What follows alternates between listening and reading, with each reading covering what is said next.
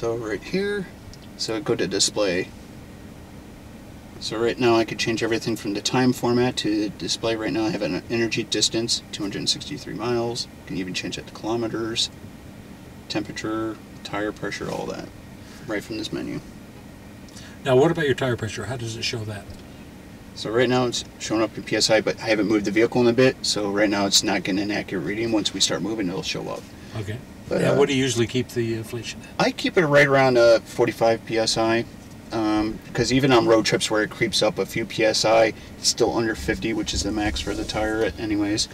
But yeah, per Elon's tweet, I want to say back in, I think it was November, he put out 45 is the best of both worlds for range and comfortable driving experience. So yeah, and that's a little coat hook thing that pops in, so if you were to push in on that, it would drop down, have that attachment as well.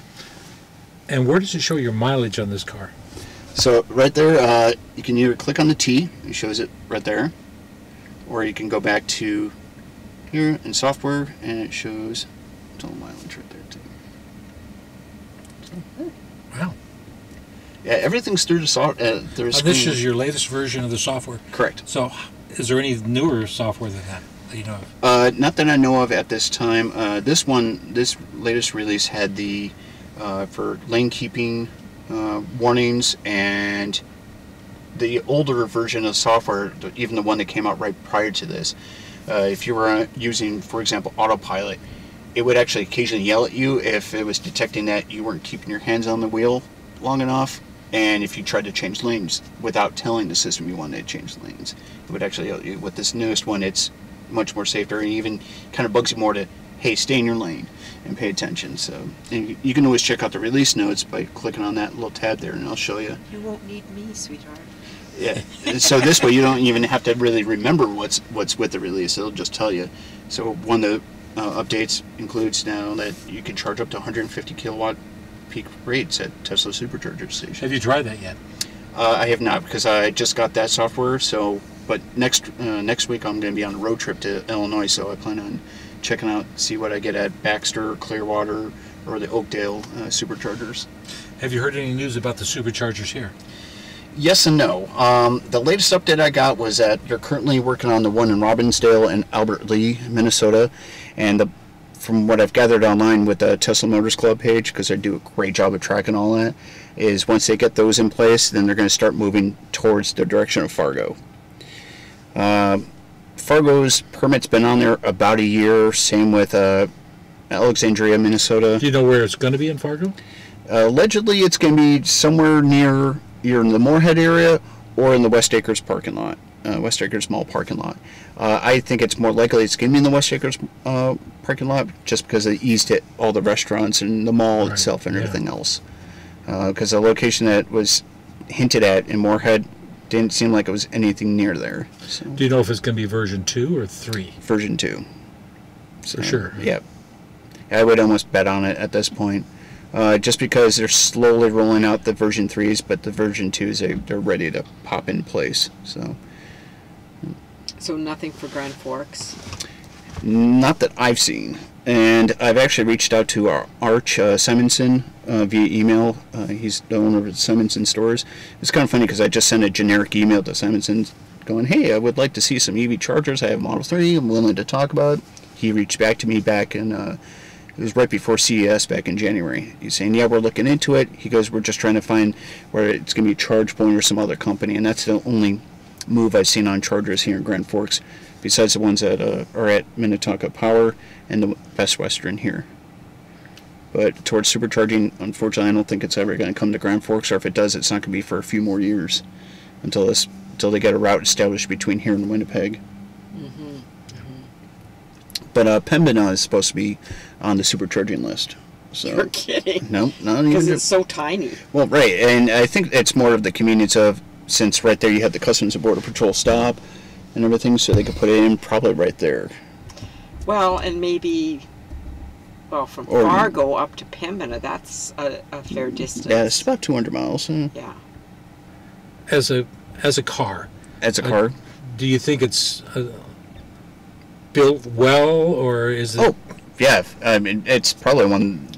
I mean, compared to my Chevy Traverse, where I had it for 4 years, I noticed there was a lot of rust and a lot of other mechanical issues with it at that point.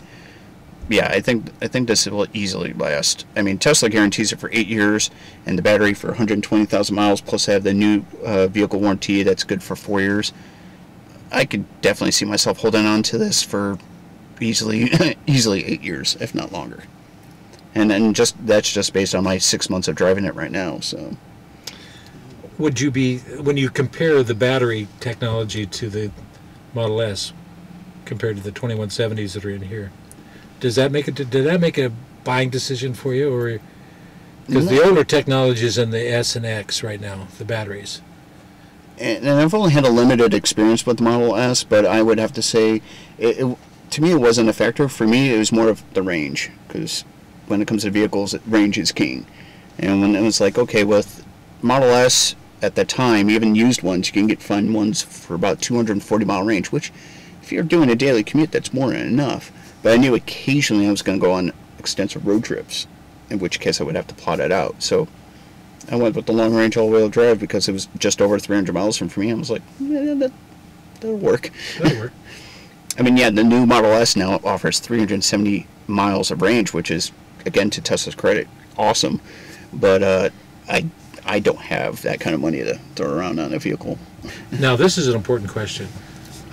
What about insurance? Insurance was the thing that really surprised me most, because I saw things like on Reddit where people were paying $110 or $115 a month. And at the time, with my Chevy Traverse, I was paying $85 a month. Not bad for full coverage and multiple drives.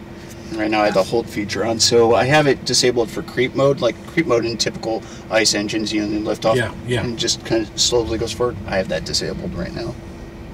The Chevy Volt doesn't have a hold. It's creep mode.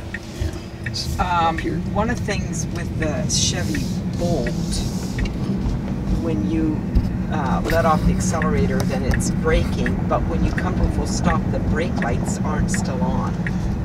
Are they with this car? Yep. Even when I have the hold function on, the brake lights stay on. So like right here, hold, brake lights are on. So that's one thing we have to remember. Put your foot on the brakes so somebody coming up to you knows you're I noticed that some of the Model S's that I've seen, no. They when you come to a stop, the brake light goes off. Oh, look, it's showing the cars coming up beside you. Yep. Yeah, with the cameras and everything. And it's great because at any time, like the guy right behind us, I can just click on it. There he is. And then I have the dash cam feature up here, so anything that happens in front of us, like if we were to drive up on an accident, I could click that. Is it recording right now? Passively. So it just sits there and just logs it, but once I hit that button, it'll take the last 10 minutes and save it to the thumb drive. What about your phantom power loss? How much do you have that? When I have Sentry mode on, it's about 1% for about 4 hours is what I've noticed. Sometimes it could be more if there's like if I'm in a movie parking lot, for example, it might be 1% per hour. But like where I'm sitting at work, I notice maybe 1 to 2% almost my whole shift. So that's not bad at all. And then other than that, I've noticed about, depending on the weather, it could be as much as 3, maybe even 5%. But if it's really cold out, that's a whole different issue there. That's when I have it plugged in at the block heaters at work, because we have the 120 volt outlets, and yeah, they work really well. Mostly to keep the battery warm. So we'll go up here and we'll drive down to the next exit. And we'll do the acceleration fun later. So I don't want to give anyone some spinal adjustments right now. But as you can see here with the road noise and everything, it's not bad at all. It's pretty quiet. We'll find out in a minute. Yeah. Oh, give me this thing. This is still one pedal operation. Yep. No brakes. And now it's braking because.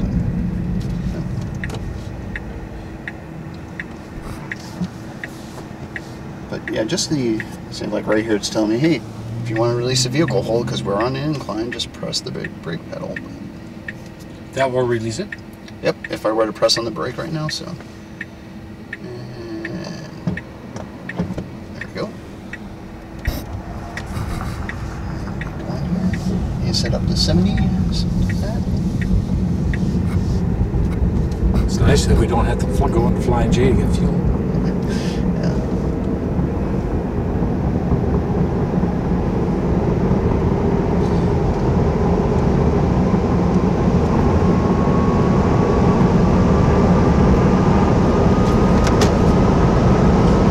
Now, how does the autopilot work? Well, that's the fun part with this. So, like if you're up in this lane, so it's just a double tap of the stalk right here. That's it. So I'll tell you to keep your hands on the wheel because, you know, being a responsible driver. But that's it. So I'll just keep my one hand on here. It stays in the lanes. It's just that easy. Okay, we're going 70. I want to check the. See that?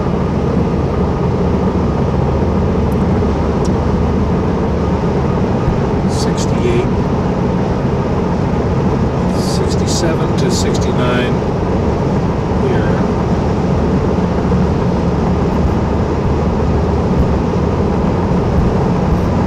Well, that just happened.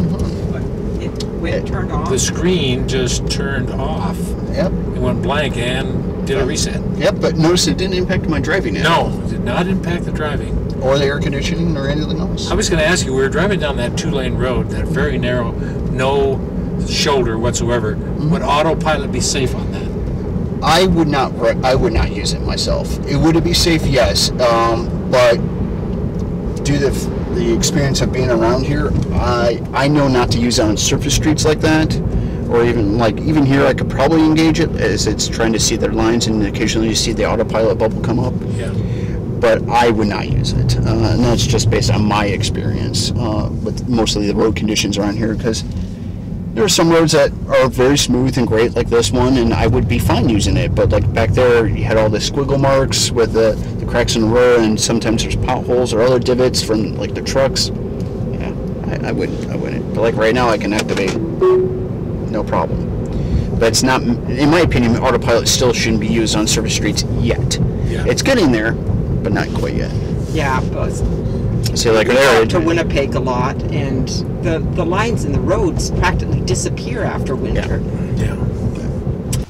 Just like being here in the car, I could control the media, so if I had music and stuff I wanted to play, I can control that.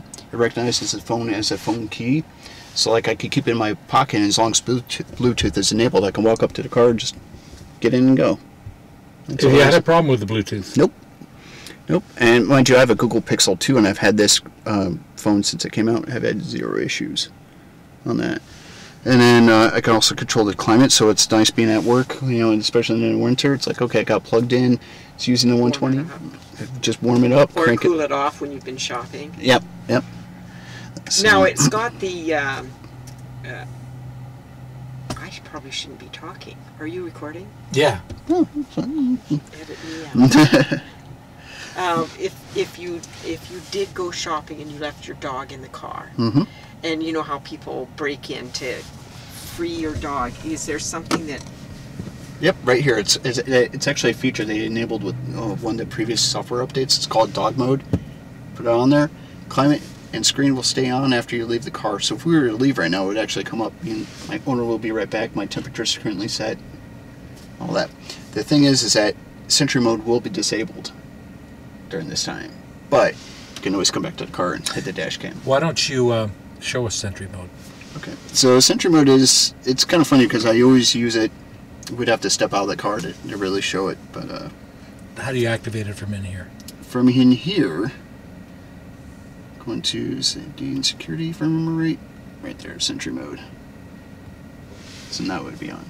So now if we exited the vehicle and came back, the red light from it's the HAL red light comes on, and it actually Race says Odyssey 2001 or something. Yep, and it says you're now being recorded.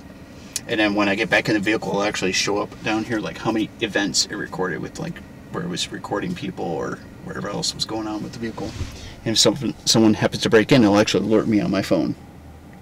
But if you have it in this dog mode, it's disabled now.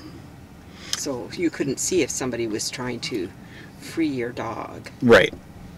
But at that point, it would still register. Like if someone was actively trying to break into your car, it will alert you on the app. So it's kind of a give and take there. Well, we don't have a dog, but Yeah. still, I was interested in that because. And then, like, I can always see what's going on. Like controls right now, it's showing that Sentry mode's active, valet mode, speed limit mode, all that. I can Now honk we're the horn. idling here. Does it show consumption right now? How much kilowatts you're using? Yep. So right now it's showing the current state of charge. So I have 242 miles left. But then on the energy screen here, bring that back up. Well, according to this, I'm not doing too much right now. Does that say 193? Yep.